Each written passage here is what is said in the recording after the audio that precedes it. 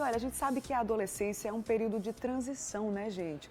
O indivíduo deixa de ser criança, mas também não é adulto ainda. E são várias mudanças no corpo, na mente, nas relações. E é por isso que muitos conflitos costumam aparecer nessa fase da vida. São desafios, aprendizados, descobertas. Assunto para o Papo de Quinta.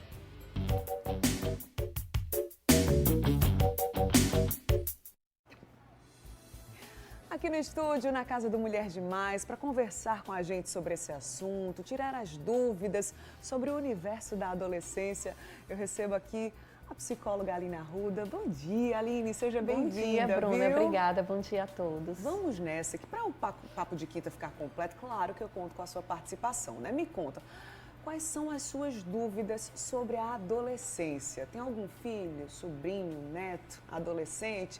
O que você quer saber? Como é que é a realidade por aí? Manda aí sua mensagem para o WhatsApp do Mulher Demais. Aproveita que tem especialista, um psicólogo aqui para te acolher também, para tirar as dúvidas, conversar com a gente sobre esse assunto. O nosso WhatsApp é o 991050400. Manda aí, tem QR Code aqui também, já no cantinho da sua tela. Importante é você participar, tá? Aline, na passagem do Correio Manhã para o Mulher Demais, eu perguntei para o João se ele tem uma filha. Ele disse que tem 13 anos e a gente fica na dúvida se é pré-adolescência, se já é adolescência.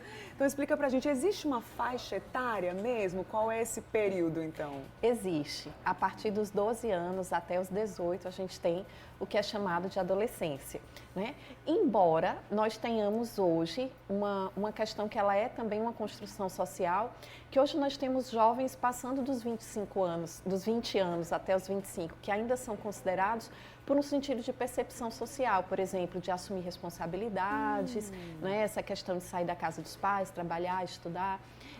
Mas sim, a partir dos 12 anos a gente considera que é adolescente. Já é adolescente, Já é adolescente, né? É um assunto que realmente é muito complexo, né? É uma fase muito complexa que traz várias mudanças, vários desafios também. Enfim, a gente trouxe aqui alguns tópicos que vão chamar a atenção para esse assunto, certinho? E aí você vai acompanhando e quem sabe identificando algo por aí. Importante é você participar também, tá? Vamos trazer já essa primeira tela e dessa forma a gente vai destrinchando melhor esse assunto, tá? Falando sobre a busca por identidade e conflitos internos. Por que a gente trouxe logo de cara esse tópico? Porque é realmente um período de transição. Às vezes a pessoa fica meio perdida ali, né, Aline? Exatamente. A psicologia estuda, né? Tem um autor chamado Erickson, que ele vai falar que exatamente esse período se chama identidade e confusão de papéis.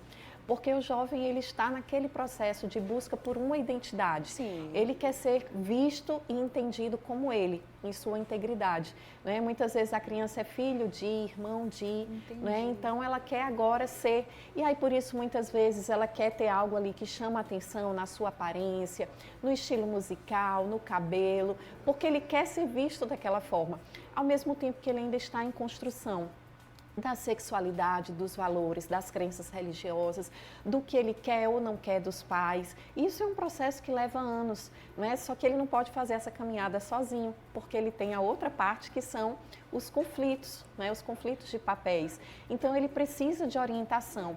E muitas vezes o que está acontecendo hoje é que ele está buscando orientação com os amigos, com a internet, porque ele não tem muito em casa, né? Então imagine, ele está num conflito, está nessa dificuldade, não tem orientação ou não tem comunicação, ele vai buscar onde ele consegue. Verdade. E são muitos os conflitos, né? Eu até citei agora nas redes sociais, antes da gente entrar no ar, que quem já passou por essa fase sabe, né, Aline? Sim. Agora o problema é os pais, né? Que já passaram por essa situação, por essa fase da vida, mas lidar com uma outra mente, com uma outra pessoa, educando, aconselhando, também é complicado, né? Não dá para exigir, porque não tem manual, né, Aline? Não tem manual e a gente não pode seguir o manual anterior, Verdade. que ele é construído ao longo da jornada, né? Então não dá para a gente pensar, eu vou conseguir educar da forma como eu fui educado ou com o contexto social e histórico da época que eu fui. A gente precisa se atualizar, a gente precisa conhecer, a gente precisa chegar junto, né? Não é sobre gostar daquele youtuber ou daquele personagem, mas é conhecer, né? O que seu filho gosta? O que ele assiste? O que ele faz quando ele não está na escola? Sim. Ah, ele gosta de tal pessoa, mas eu não sei quem é. Não, a gente precisa saber. A gente está num novo movimento e a gente vai aprender junto com, né? Mas a gente precisa estar exatamente conectado aos adolescentes para a gente poder entender melhor. Com certeza, né? Tem mais uma tela, mais um tópico que chama a atenção para esse assunto, tá? Conflitos familiares também costumam aparecer bastante. São desafios também, né, Aline, de entender a linguagem, entender a fase, que é um processo também, acaba sendo para todo mundo um processo de aprendizado, né, no final das contas. Exatamente. A grande maioria dos conflitos giram em torno de afazeres domésticos, né, sobre arrumar o quarto, sobre higiene pessoal, a grande maioria vai girando em torno disso. Mas às vezes o jovem, o adolescente está ali com conflitos internos, com questões que ele não consegue muitas vezes nem entender.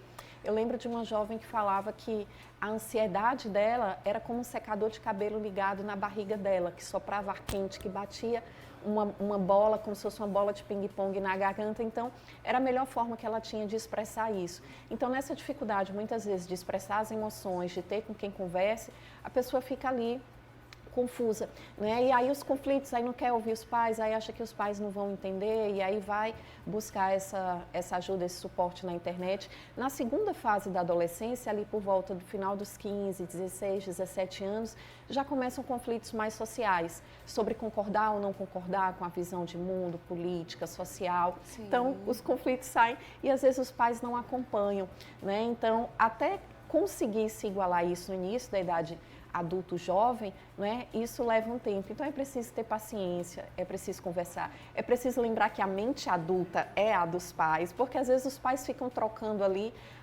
ele fez isso, vou ficar sem falar com ele ali por uma semana. Isso é péssimo.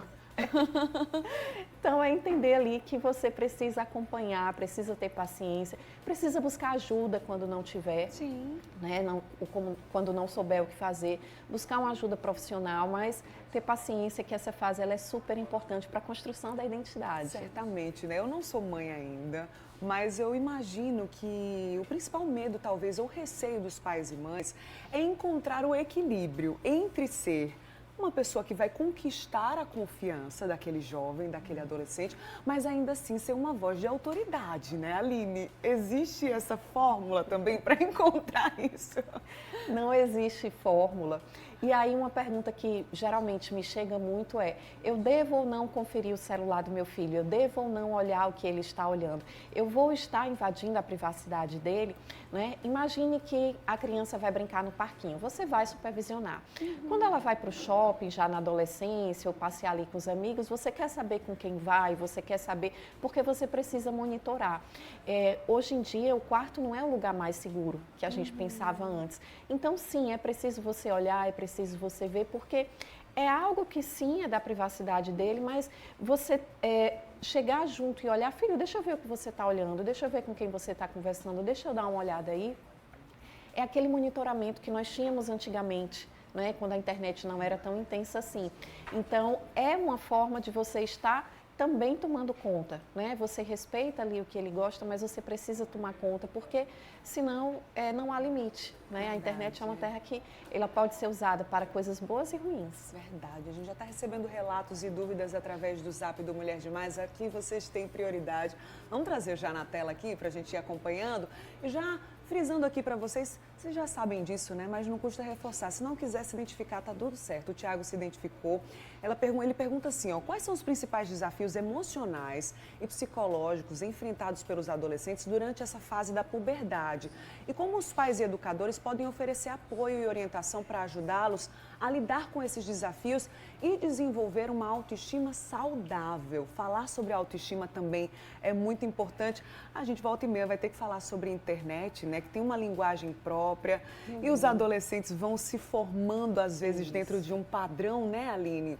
Quais são esses principais conflitos? Porque a puberdade, além de uma questão de transição, também tem hormônios, né? Tá tudo meio bagunçado aqui dentro, né? Isso. E se tem um casamento que não tem divórcio, eu falo muito isso em sala de aula, é hormônio e humor. Tudo que mexe com hormônio, mexe com o humor da pessoa, seja em que fase da vida for. Então, imagine que ele está nesse processo de ebulição hormonal durante anos, né, durante toda essa fase da adolescência, ele está nesse processo de transformação. Então, ele pode ter oscilações de humor, inclusive diárias. Acorda bem, depois está mal, fica bem de novo, fica nessa oscilação. Sim. E aí, muitas vezes é desgastante, é cansativo lidar com essa questão emocional. Então, às vezes não consegue falar sobre, não consegue entender, né, mas conversar, perguntar, evitando aquelas perguntas que parecem que as respostas já estão prontas. Como é que foi hoje? Ele vai dizer, foi ok, ou foi tudo bem. Né? Então, quando a gente pergunta, o que teve de diferente, o que aconteceu que te surpreendeu, o que te chamou a atenção? Porque isso provoca um refletir sobre, um pensar sobre. Né? Então, tem muito essa questão do sentimento de tristeza, de melancolia, de incompreensão, da comparação com os grupos, né, com os amigos, e aí ele se compara e vê que o amigo é o que ele considera bonito, que aquela pessoa tem aquele corpo que ele considera que ele gostaria de ter e ele não tem. Então, essa comparação, ela tende a ser de uma forma que ele se autodiminui. Por isso, essa questão da autoestima ela é tão fragilizada. Então, fortalecer essa autoestima, né, de deixar ele se posicionar, ele se colocar, porque às vezes ele diz assim, eu sou feio, eu não sou popular na escola, e aí lógico que os pais vão dizer, você é lindo, né, e aí isso não valida para ele, né, mas o que você considera feio, né, porque quando ele começa a falar e ele começa a pensar sobre, ele começa a fazer parte mais daquele movimento familiar, talvez ele vá conseguindo compreender que os pais também podem ter essa autoridade que para ele passa a ser dos amigos, né? Então, é um processo de transição que muitas vezes a gente vai ver esse estado emocional, mas quanto mais ele puder falar, tem um acompanhamento mesmo, muitas vezes psicológico, às vezes é um tio, é uma amiga da família, tem aquela pessoa ali que conversa também com ele, né, para poder trabalhar esse emocional. Muito bem, é um assunto riquíssimo, né, minha gente? De muito aprendizado também. A gente está esperando aí suas dúvidas, várias já chegaram no nosso WhatsApp e eu trago já no próximo bloco com a Aline aqui, a nossa psicóloga hoje. Tá certo, Aline? Certo. Tudo certo, até daqui a pouquinho então.